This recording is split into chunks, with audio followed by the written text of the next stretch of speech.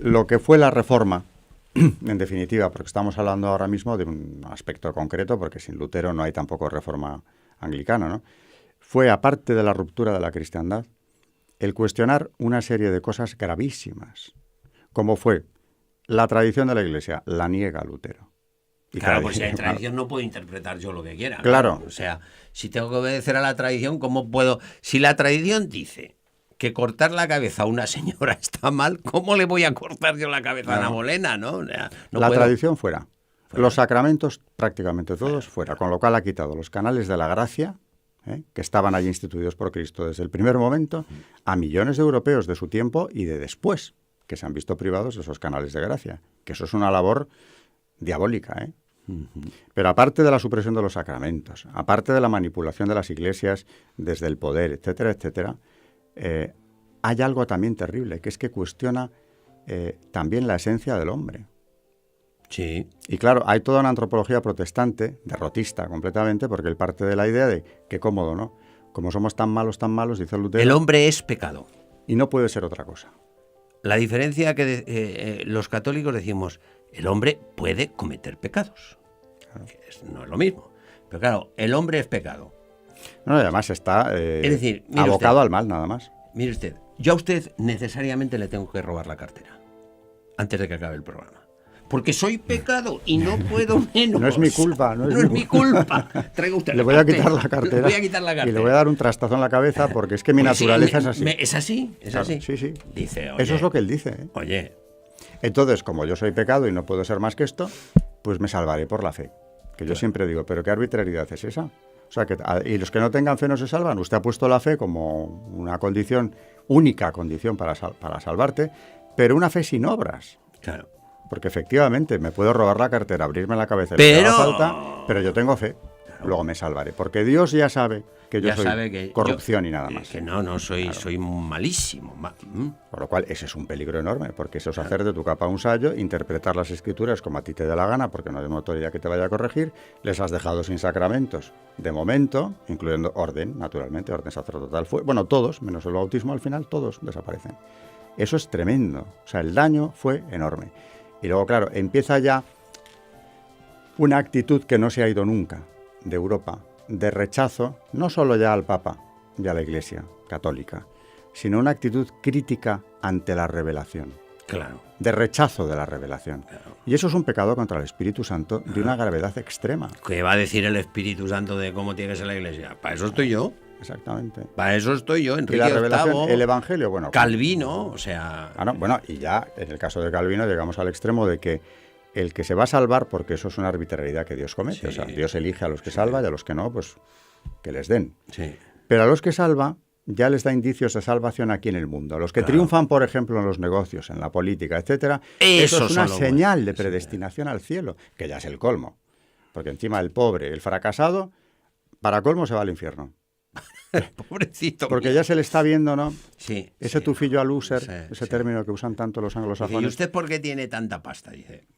Porque Dios me ha elegido. Me ha elegido. ¿Y usted por qué es un fracasado? Porque este se va al infierno. Hasta hay que apartarlo. De ahí viene el puritanismo. No nos mezclemos con los condenados, ¿eh? Claro. ¿Y quiénes son los condenados? Los que fracasan aquí también. Y esto es lo que nos han vendido, ¿eh? Nos han vendido, vamos, un caballo cojo, ¿eh? No, tremendo. Y además aburrido. Porque mira que son aburridos,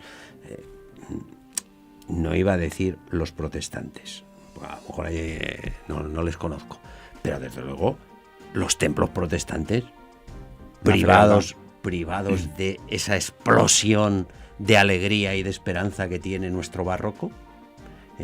Yo tampoco he entrado en muchas iglesias protestantes, yo creo que ninguna, pero hombre, algunas hemos visto en el cine, como el hombre sabía demasiado, unas cosas. Yo he entrado en todas las que he podido, ¿eh?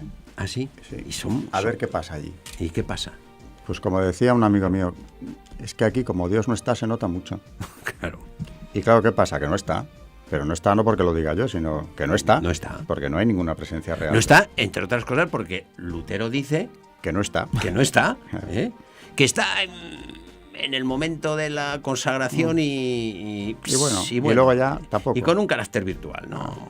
no sacrificial. En Santo Tomás, en la iglesia en Nueva York, está la iglesia episcopaliana, creo que es de Santo Tomás, muy cerca, enfrente de la de San Patricio, y yo entré ahí a ver qué pasaba, no había nadie, por cierto, y en el retablo de lo que sería el altar mayor había un señor con un traje como este y unas gafas, ahí puesto, y ¿este quién será? Claro, como han prescindido del rey de Inglaterra porque se separaron, ese era un gobernante, un político, un benefactor, no sé quién es, lo tienen ahí entronizado, ya solo verle dices, qué barbaridad, qué deriva tomó esto, ¿no? Sí. Pues fíjense la diferencia, ver pues nuestros cuadros, nuestra imaginería, ellos la imagen, como los mahometanos, les produce urticaria, ¿eh? Que no son más que objetos de devoción, porque luego vendrá el Concilio de Trento y dice que muy bien las imágenes, que las imágenes religiosas tienen que estar en los templos, mover a devoción, que para eso están, nada más, nadie les da otro significado, pero que es importante que estén. Igual que la liturgia es importante que sea algo que impacte al fiel, porque por la música, por la belleza, hasta por el incienso, por los sentidos, en definitiva, Dios entra también. Esos son regalos de Dios, que ayudan a elevar el espíritu, y todo eso lo suprimen. Y efectivamente unos templos despojados de todo, donde no hay nada que te pueda elevar. Más que tú solo, con tu misma soledad, porque no hay nada más allí. Con lo cual, claro, lo ponen muy difícil. No hay que ir a misa porque no hay misa. En realidad, hay los oficios religiosos, que claro, naturalmente que precepto ni que nada, va el que quiere, y allí, bueno, está muy bien, se reúnen, leen la palabra, sí, rezan y cantan y se van. Pero no hay lo fundamental, que es el sacrificio, la renovación del sacrificio de la cruz. Eso también lo deshizo Lutero. O sea, los efectos han sido devastadores.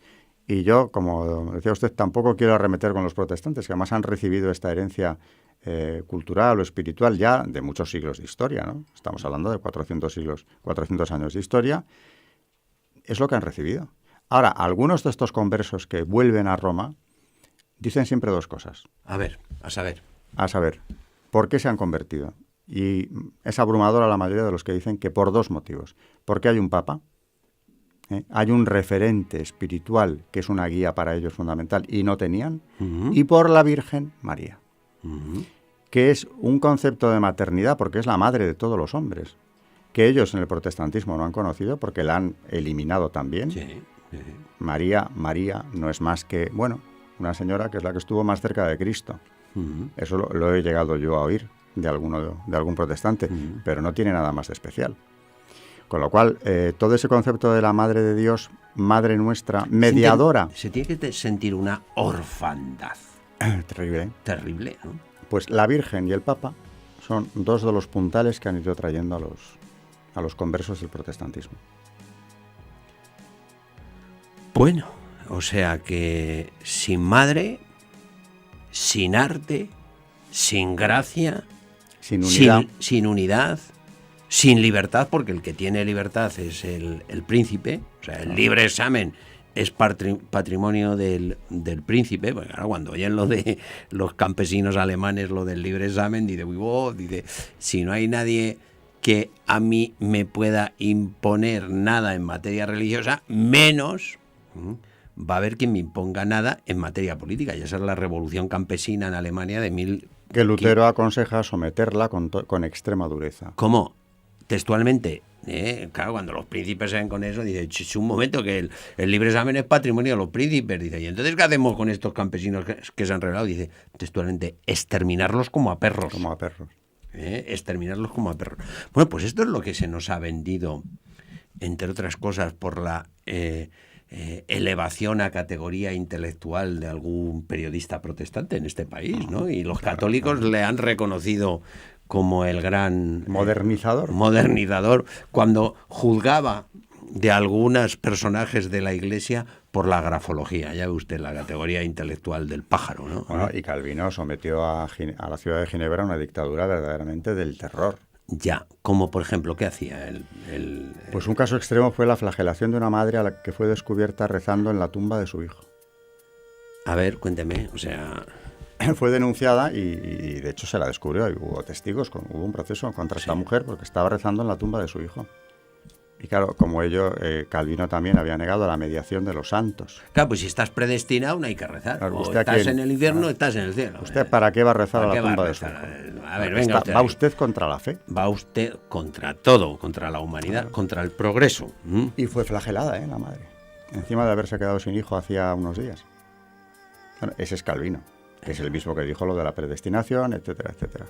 Y luego, claro, cuando la Iglesia se reúne en Trento y convoca un concilio para ello, ¿no? Para responder a Lutero con todas estas, con todos estos desafíos que ha planteado, se le llama la contrarreforma, que es un concepto peyorativo. Van contra la reforma, quieren Van contra anular, la luz, contra la luz, contra el anular las progreso, mejoras, claro. Anular las mejoras, sí.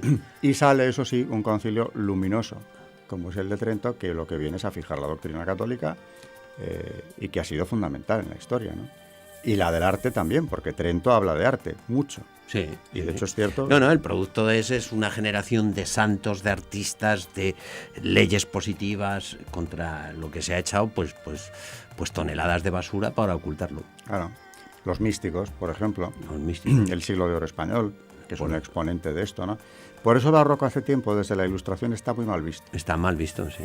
Es un arte como ficticio, recargado, que no está bien visto, ¿no? Yo me preguntaba hace años por qué será esto, si el barroco tiene verdaderamente logros asombrosos, ¿no? Artísticamente y como técnica de construcción. Pues porque, claro, era el arte de la llamada contrarreforma. Claro. Era el arte católico, Claro. el que no llegó al mundo protestante, más que con excepciones muy limitadas. Por eso el barroco es un arte a denigrar.